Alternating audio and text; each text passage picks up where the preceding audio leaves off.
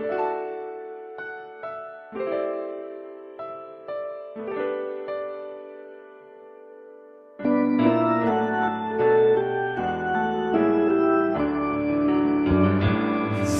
Espíritu llena mi vida, pues por Cristo yo quiero brillar.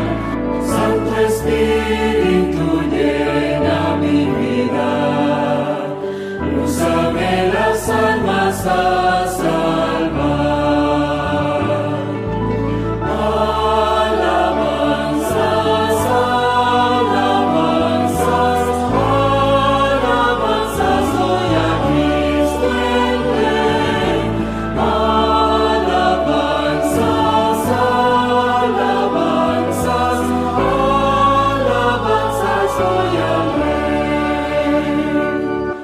Y gracias, Pastor Durán, por la invitación, el privilegio que me dan de estar con ustedes participando en estos 10 días de oración, 10 días de oración que van a marcar una experiencia especial en la vida de cada miembro de iglesia, de estas iglesias de Worcester, y es la experiencia que Dios está esperando que su pueblo tenga antes del derramamiento poderoso del Espíritu Santo.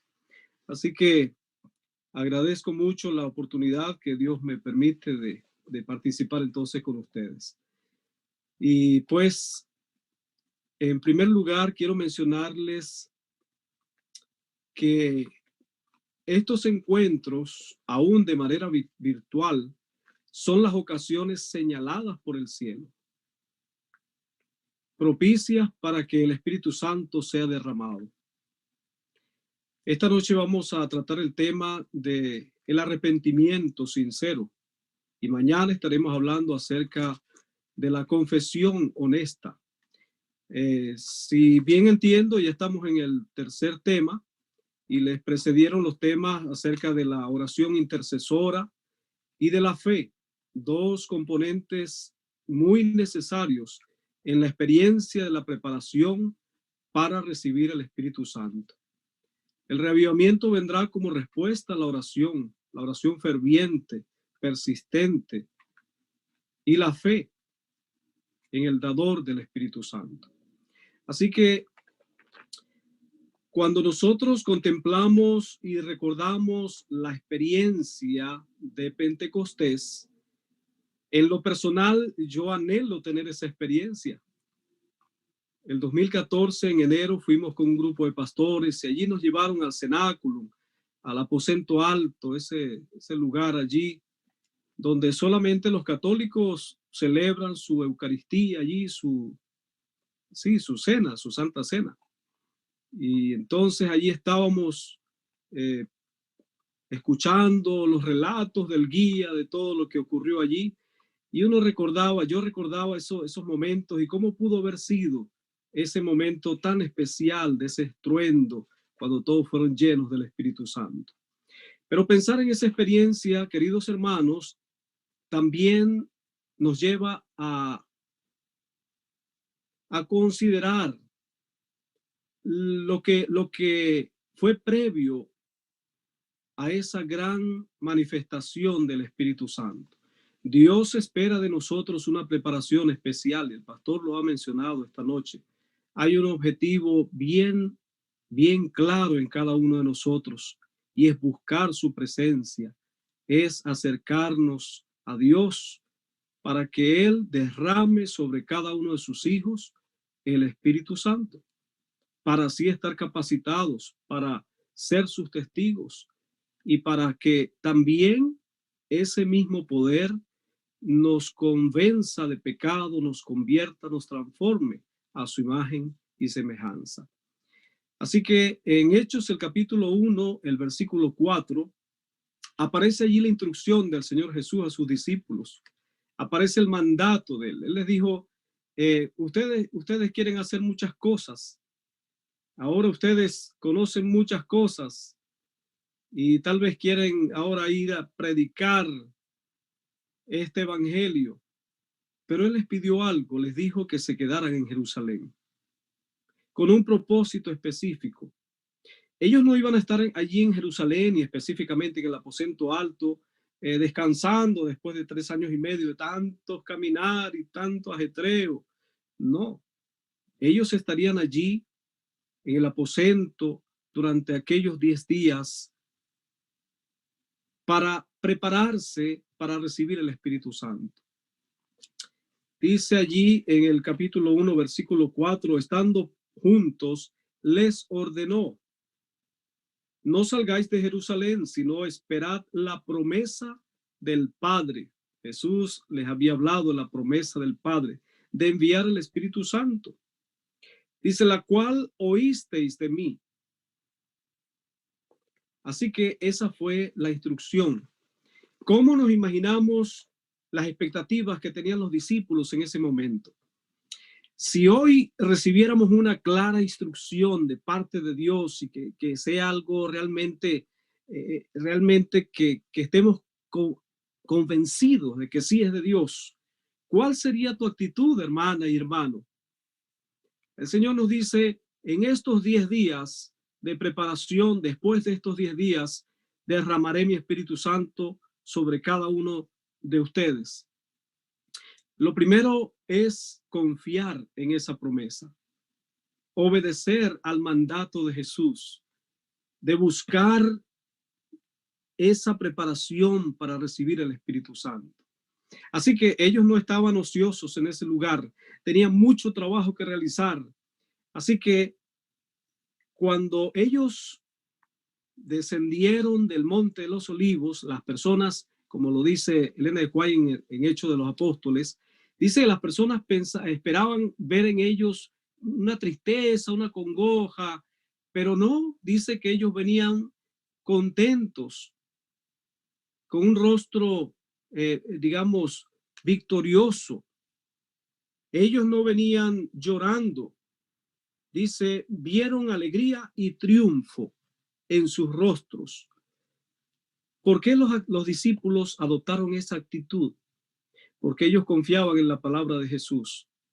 Hoy tú y yo necesitamos confiar en la palabra de Jesús.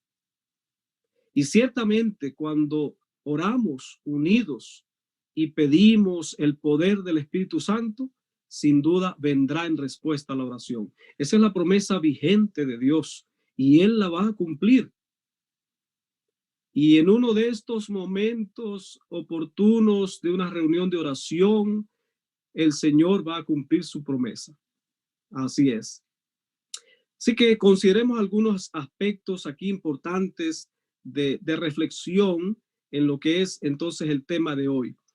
Parte de esa preparación, sin duda, no solamente era la confianza, la obediencia al mandato de Jesús y hacer lo que Él les había pedido, sino que ellos ahora debían hacer una revisión sincera, un escudriñamiento sincero de su corazón, de los motivos que los movían a ellos a hacer lo que estaban haciendo y a mirar dentro de sí qué podría impedirles tener esa experiencia de participar de aquel Pentecostés y de recibir la promesa del Padre.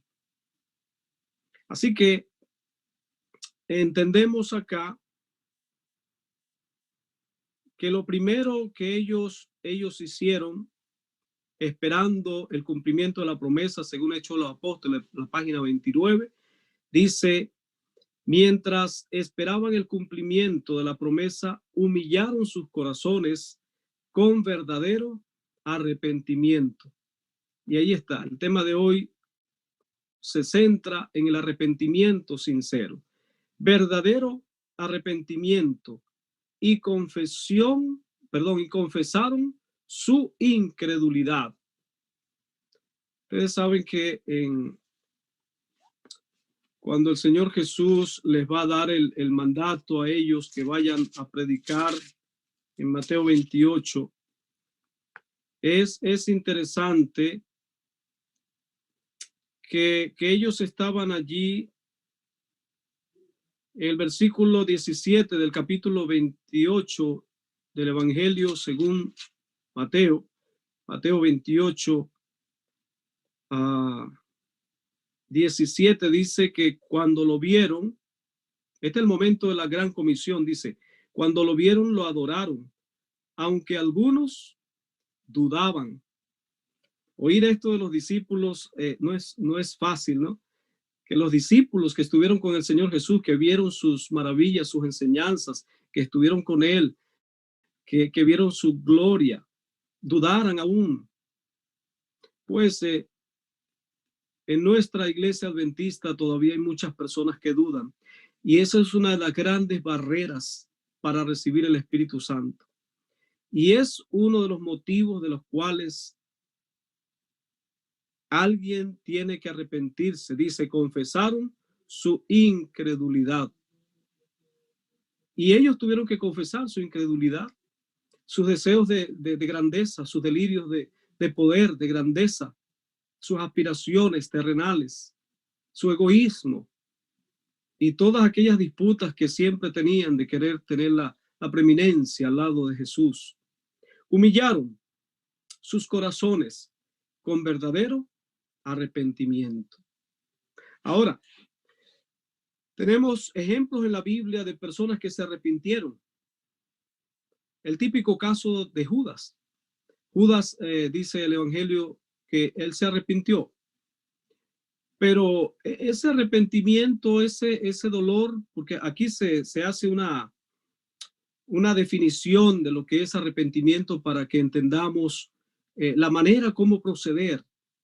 Y dice que Judas, más que arrepentimiento, un dolor de arrepentimiento sincero, lo que tuvo fue un remordimiento muy grande que lo llevó a cometer esa atroz decisión de quitarse la vida. El arrepentimiento es una palabra que deriva de una palabra griega, metanoia, que quiere decir cambio del corazón, un cambio de la mente. Si ese arrepentimiento, sí, la tristeza de haber ofendido a Dios, de haber cometido pecado, me da tristeza y lloro, pero si esa tristeza no me lleva a un cambio de corazón, a un cambio de mente, porque no es solamente un cambio de comportamiento, de actitudes, es un cambio total, no es una mejora de una situación, no, es una transformación completa. De otra manera no se puede lograr entonces el propósito divino en cada uno de nosotros. Así que las lecciones van quedando de una vez para nosotros. Estos días de oración debemos acercarnos a Dios y decirle, Señor, perdona mi incredulidad. A veces no he dado el paso de fe porque he dudado. Señor, ayúdame a ser humilde, pero no el humilde que dice que soy humilde para que vea mi humildad, para proclamar mi humildad. No, la humildad de aquel que se humilla bajo la poderosa mano de Dios, que reconoce que únicamente en Dios está su salvación, que reconoce que no es nada, que no tiene nada que darle a Dios. La humildad de aquel que sabe que ha salido de las manos de Dios, que salió del polvo, pero que al mismo tiempo tiene un gran valor porque fue comprado por gran precio, que es la sangre de Jesús. Ser humilde no significa estar allí como que de poco valor. Ser humilde no significa estar allí deprimido porque no. Ser humilde es estar sometido a Dios. Someteos pues a Dios, humillaos bajo su poderosa mano, Él los exaltará cuando fuere el tiempo. Así que cada discípulo tenía su motivo del cual arrepentirse. Y en esta noche tú y yo tenemos también motivos de los cuales arrepentirnos. Hay una ilustración en una tribu del África.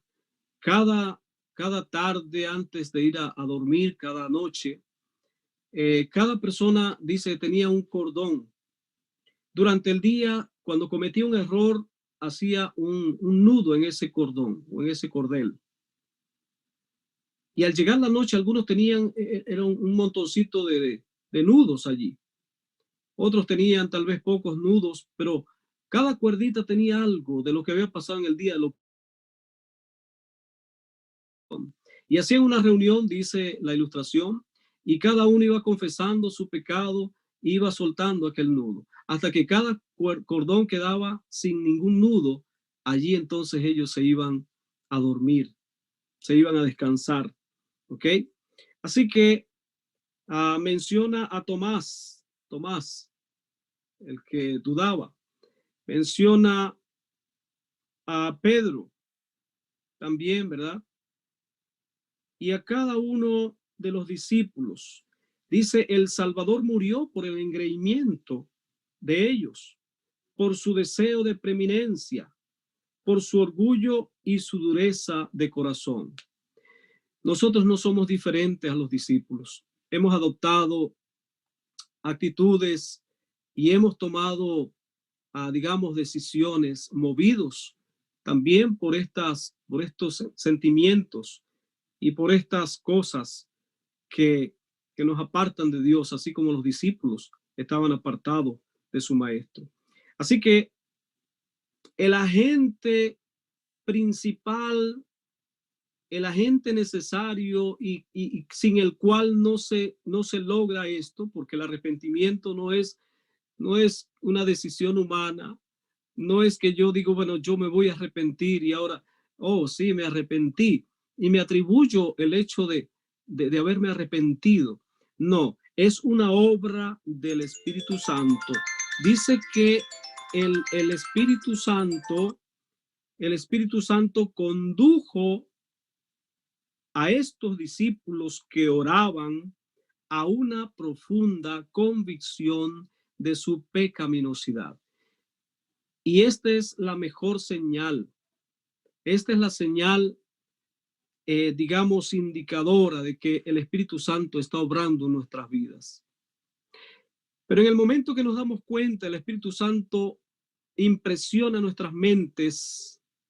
Es el momento justo para ir a los pies del Señor Jesucristo, humillarnos y abrir nuestro corazón y con sinceridad decirle, Señor, así como lo hizo David, así como lo hizo cada uno de los discípulos en aquel momento, y confesar sin temor, sin miedo, y alcanzar el corazón de Jesús con esa sincera confesión de arrepentimiento.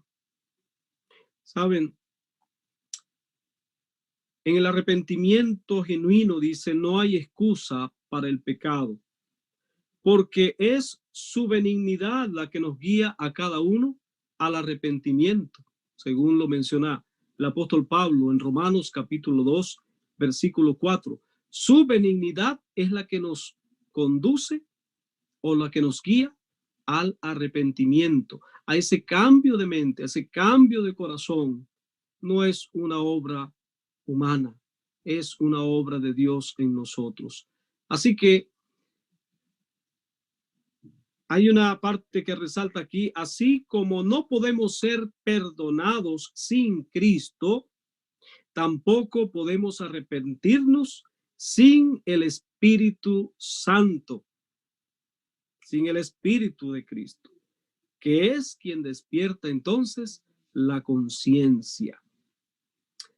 Yo estaba ya en mi segundo año de teología, pastor y hermanos, y volví a visitar a mi familia una de esas vacaciones bien cortas porque dedicábamos tiempo más al colportaje, a buscar el dinero para pagar el siguiente año. Y me di un paseo allí a visitar a mi familia, y en ese entonces había una dama. Habíamos sido amigos, pero ella nunca quiso aceptar a Cristo, no quiso entrar a la iglesia, aceptar el evangelio. Así que en ese momento nos encontramos nuevamente. Para mí todo había terminado, la amistad y aquel cariño que había entre nosotros. Uno decía, bueno, era una novia, ¿no? Una de esas muchachas una dama, una jovencita, y a mis ojos muy linda. Pero un sábado de tarde estaba allí en la sociedad de jóvenes y ella llegó a buscarme. Y entonces yo salí, yo tenía la Biblia en mi mano, y cuando salí la invité a entrar al programa de la sociedad de jóvenes. Ella me dijo, no, yo no voy a entrar. Y me dijo así en palabras bien claras que escuché, me dijo, yo no puedo entrar ahí porque yo soy el diablo, dice. Y acto seguido me quitó la Biblia y me dice, si quieres tu Biblia, ve a casa y la busca. Así que yo me quedé con aquel pensamiento allí.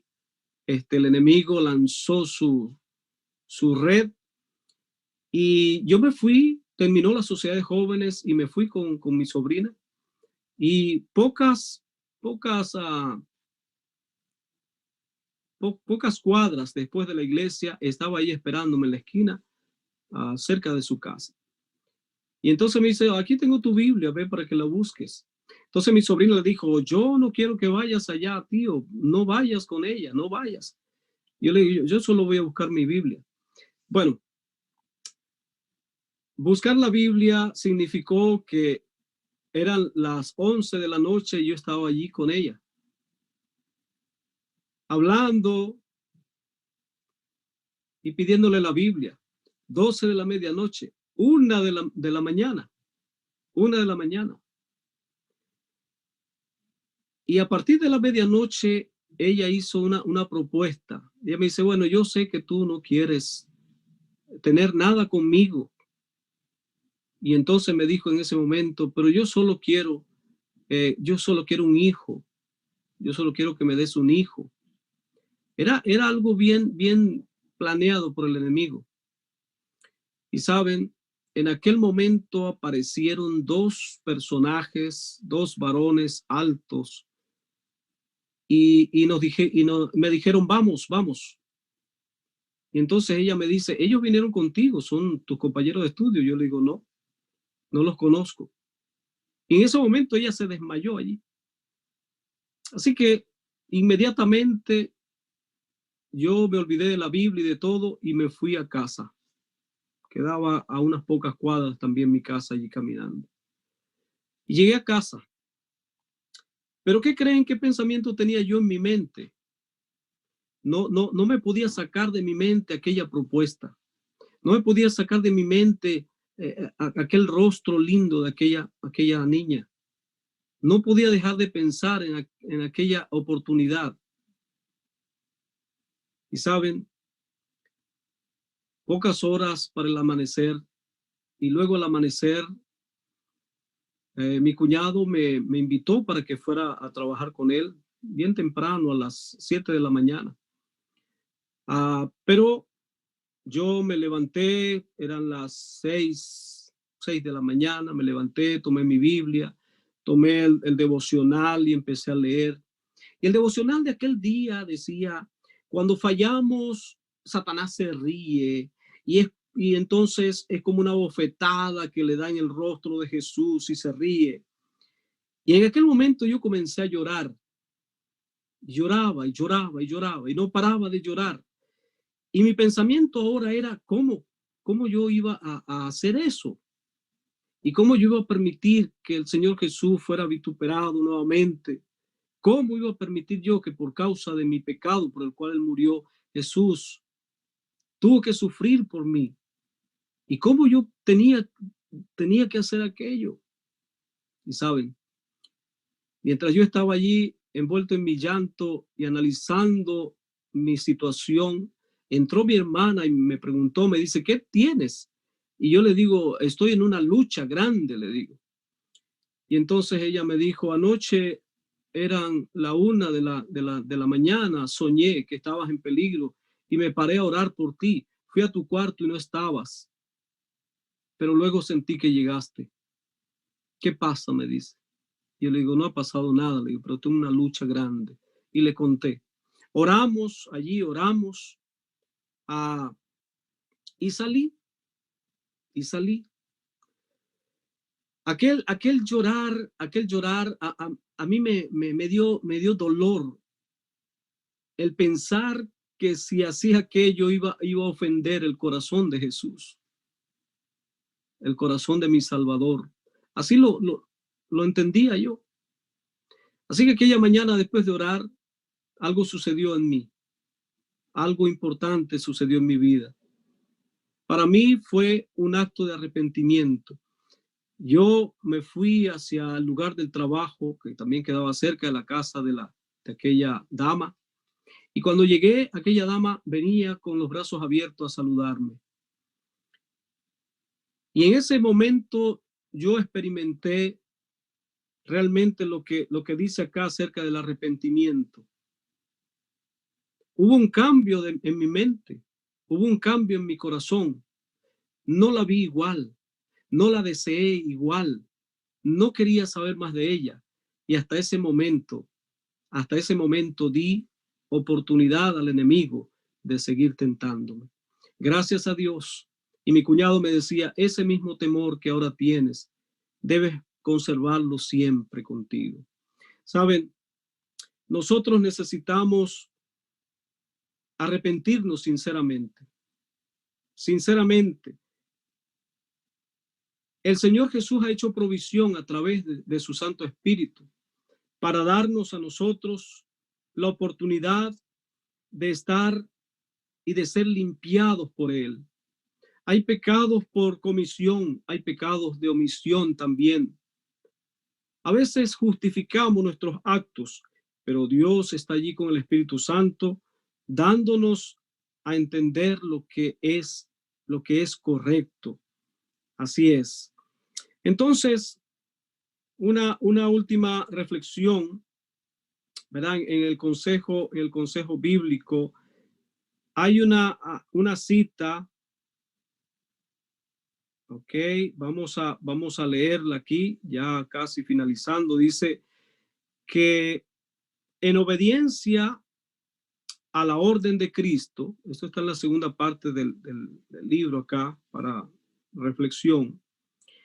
En obediencia a la orden de Cristo, aguardaron en Jerusalén la promesa del Padre, el derramamiento del Espíritu. No aguardaron ociosos. El relato dice que estaban de continuo en el templo, alabando y bendiciendo a Dios. También se reunieron para presentar sus pedidos al Padre en el nombre de Jesús. Qué privilegio maravilloso tenemos hoy de presentar directamente al Padre en el nombre de Jesús. Sabían que tenía un representante en el cielo. Tú y yo tenemos un representante en el cielo. ¿Saben? Un abogado ante el trono de Dios, con solemne temor reverente, dice, se postraron en oración, repitiendo las palabras impregnadas de seguridad. Todo cuanto pidieren al Padre en mi nombre, les dará. Hasta ahora nada han pedido en mi nombre. Pidan y recibirán para que vuestro gozo sea cumplido. Esas palabras están registradas en Juan 16, 23 y 24. Así que dice que extendían más y más la mano de la fe con el poderoso argumento. Cristo es el que murió, más aún el que también resucitó, quien además está a la diestra de Dios, el que también intercede por nosotros. Gloria a Dios. Romanos capítulo 3, capítulo 8, versículo 34. Así que mientras los discípulos esperaban el cumplimiento de la promesa, viene nuevamente las palabras, dice, humillaron sus corazones con verdadero arrepentimiento. Hoy necesito humillar mi corazón con verdadero arrepentimiento. Si he fallado, si tengo un pecado acariciado, si he cometido alguna falta hacia mi Dios, hacia mis prójimos, hacia mi esposa, ustedes hacia su esposo, hacia su hijo, un familiar o un desconocido, es el momento propicio de no perder la bendición y humillarnos como lo hicieron ellos en aquel momento. Dice allí que confesaron su incredulidad y al recordar las palabras que Cristo les había hablado antes de su muerte, entendieron más plenamente su significado. Recordar la palabra de Dios. Por eso que la palabra de Dios nos guía, son las que dan testimonio acerca de Jesús. Dice, fueron traídas de nuevo a su memoria verdades que habían olvidado y las repetían unos a otros. ¿Cuántas verdades hemos olvidado y necesitamos recordarlas nuevamente? Se reprocharon a sí mismos el haber comprendido tan mal al Salvador. Imagínense ustedes, gracias a Dios que todavía tenían oportunidad de corregirlo. Pero imagínense que llega un momento donde no hay más oportunidad de corregirlo. Así dice que como en procesión pasó delante de ellos una y otra escena de su maravillosa vida. Cuando meditaban en su vida pura y santa, sentían que no había trabajo demasiado duro. Qué experiencia al acercarnos a Jesús. Ni sacrificio demasiado grande. Si tan solo pudiesen ellos atestiguar con su vida la belleza del carácter de Cristo.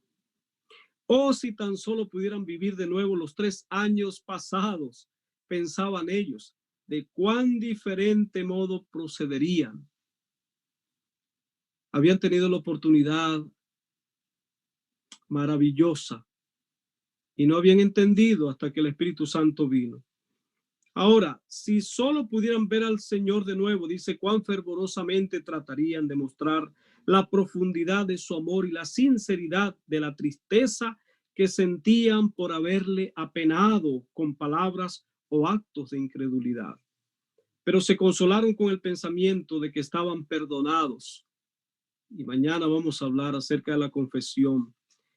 Y resolvieron que hasta donde fuese posible, expiarían su incredulidad confesándolo valientemente delante del mundo, es decir, confesando a Cristo.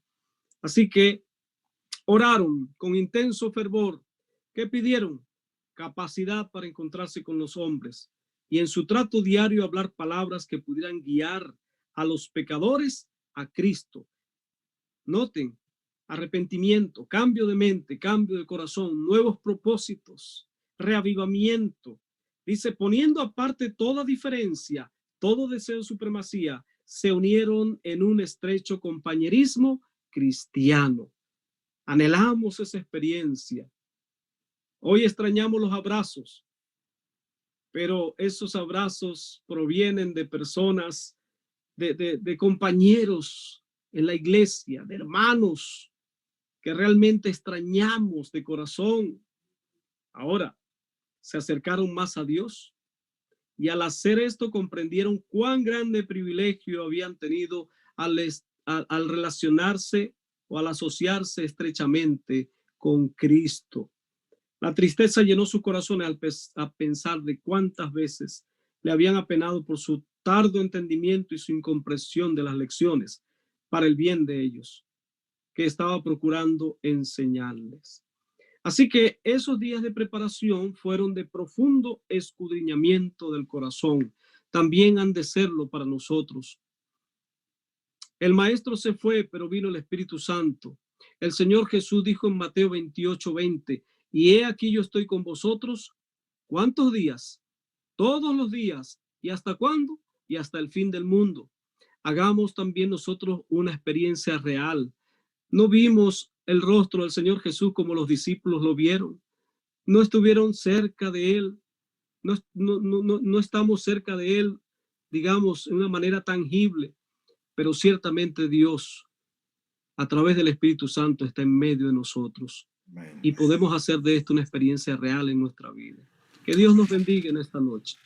Y que podamos también desear profundamente esta experiencia de un encuentro personal con Jesús, de que el Espíritu Santo nos guíe al arrepentimiento y que podamos hacer lo que nos corresponde a nosotros. Dios cumplirá su promesa. Ciertamente lo hará. Que Dios nos bendiga y que podamos en estos 10 días avanzar hacia el cumplimiento de ese gran propósito divino.